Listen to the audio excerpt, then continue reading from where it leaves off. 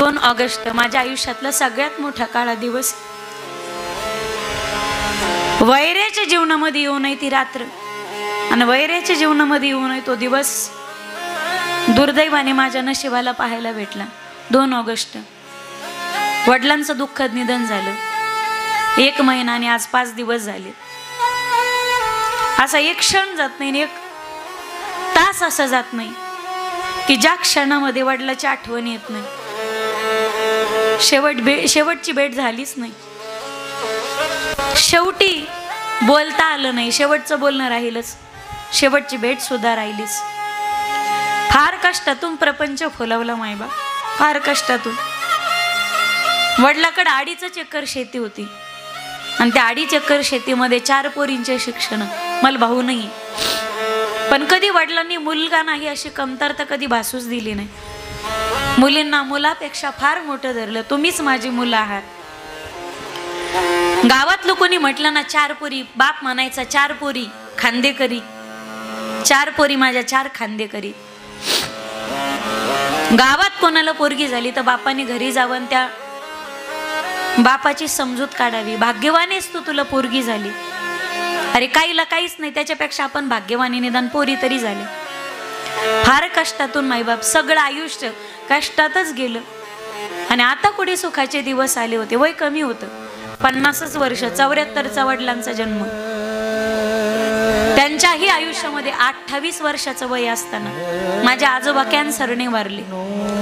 आणि 28व्या वर्षी सगळं कुटुंबाचं वडिलाच्या मस्तकावर पडलं. सगळं आयुष्य भावा बहिणीचं करण्यात गेलं, आजा आजींचं करण्यात गेलं.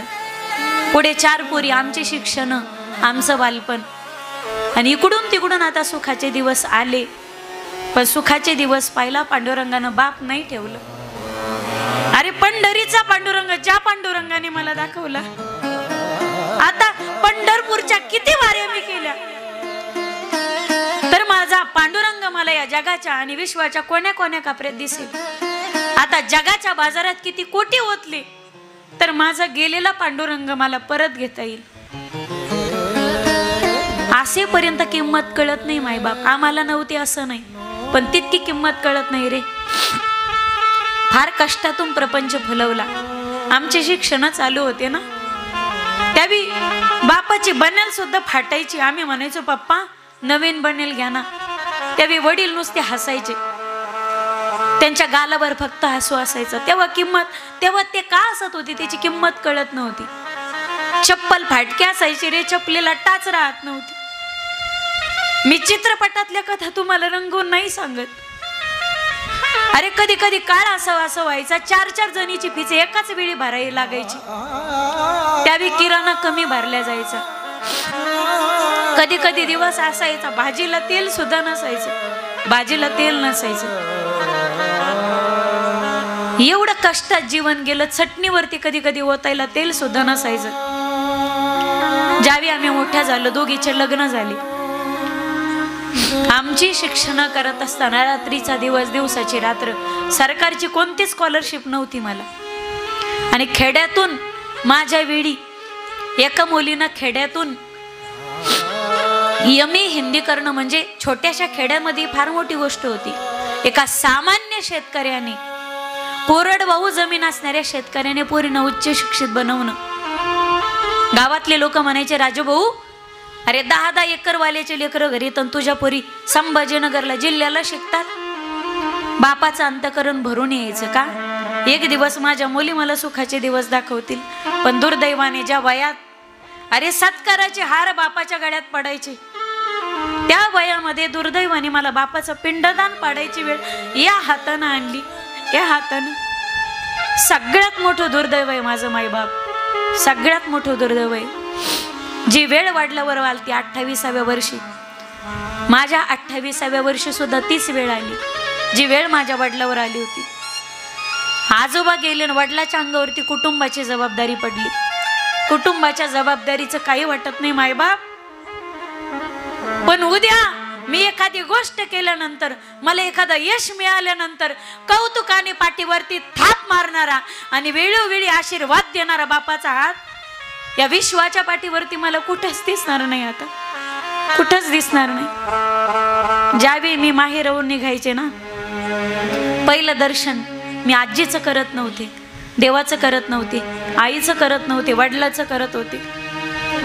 पण ज्या दिवशी बाबा वडिलांच्या गंगा पूजनाच्या दिवशी पोरीनं घर सोडायचं असतं, वडिलाचं दर्शन मला कीर्तनाला जायचं होतं. त्या दिवशी मी 8व्या दिवशी उभी राहिले मायबाप, 8व्या दिवशी वडील गेल्याच्या नंतर. आणि जर तेव्हा उभी राहिले नसते तर माझ्या सगळ्या बहिणी खचल्या असत्या.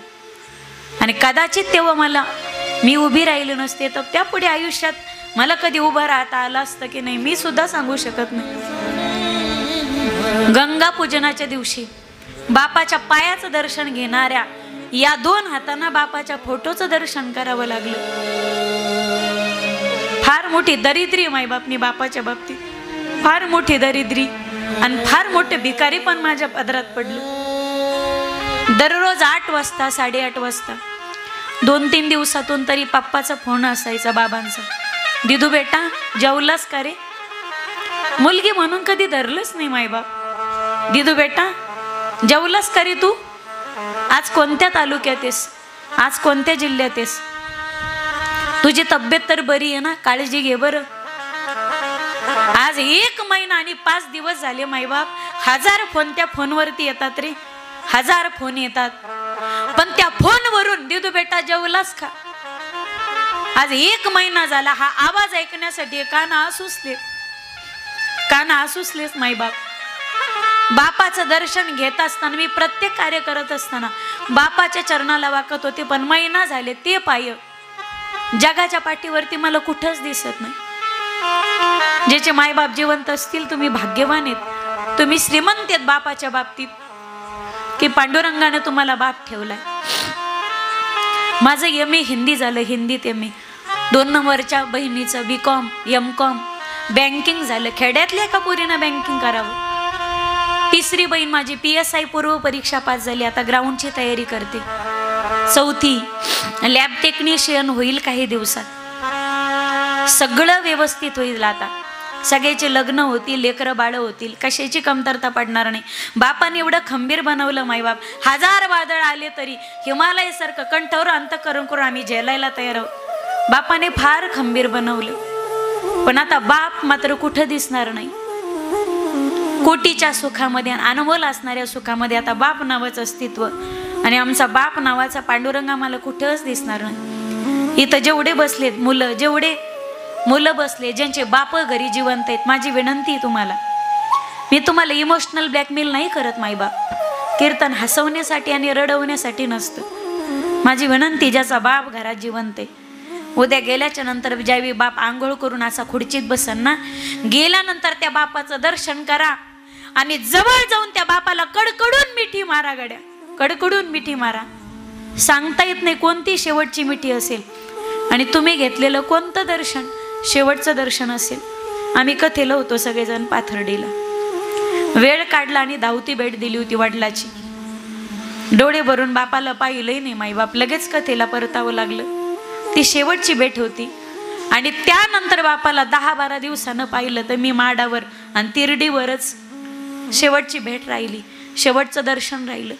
बापाच्या जवळ जाऊन मला बापाला शेवटची मिठी सुद्धा मारता आली नाही. हे माझं शेवटचं दुर्दैव आहे. म्हणून तुम्ही भाग्यवान आहे, तुमचा बाप जिवंत आहे. विनंती असेल माईबाप, तळ हाताचा पाळणा केला ज्या माईबापाने, रात्रीचा दिवस दिवसाची रात्र केली, नेत्राचा दिवा केला, खस्ता खाल्ल्या आपल्यासाठी, पोटाला चिमटा दिला, पण शिक्षणाची बरोबरी केली. विनंती असेल, आता ते म्हातारे झालेत ना, आता परतफेड करायची वेळ आली. विनंती असेल माझी तुम्हाला, लागतंय काय त्यांना म्हातारपणामध्ये? फार चौफाळे टांगण काजू बदाम खाऊ घाला हे नाही सांगत मी. म्हातारी झालेत ना, सकाळी 1 भाकरी 1 वाटी भाजी, संध्याकाळी अर्धी भाकरी अर्धी वाटी भाजी, सकाळी 1 चहाचा कप, संध्याकाळी 1 वाटी दूध. 1-2 महिन्यातून शुगर बीपीच्या गोळ्या जशा लागतील तशा, आणि वर्ष 6 महिन्यातून जसे फाटतील आणि जसे जुने होतील तसे. धोतर टोपी रुमाल शर्टाचं कापड, हलकी चप्पल, तिला 500चं लुगडं, चोळीचं कापड, एखादी हलकी चप्पल, बस. या पलीकडे त्या म्हातारे मायबापाने आम्हाला काय सोनं मागितलं, काय धन मागितलं? सकाळ संध्याकाळी 1-1 मिनिटं काढा. आई गुडघे दुखत नाहीत ना? तुझ्या गोळ्या संपल्या नाहीत ना, तब्येत तर बिघडली नाही ना, 4 दिवस आधी कळव. आणि बापाला बाबा तुमच्या बीपी शुगर व्यवस्थित आहे ना, चक्रात येत नाही ना, खोकला तर येत नाही ना, तुम्हाला थरथर कापत होत नाही ना, गोळ्या संपणार असत्या तर 4 दिवस आधी कळवा. मला इमानदारीनं सांगा सरपंच, आमदार साहेब, ही एक मिनिटाकडून माई बापाला विचारायला आपलं तोंड झिजत का, आपल्या जिभेत आड्या पडत्यात का, आपली जीभ गळून पडती. आपण इंजिनियर, डॉक्टर्स, वकील झालो म्हणजे फार तीर मारला का आपण? मायबापापेक्षा आपण मोठे झालो. विनंती माझी तुम्हाला, बायकोला संक्रांतीला 5,000ची साडी घ्या, पण बायकोच्या साडी सोबत आईचं 500चं लुगडं आणायला विसरू नका गड्या कधी.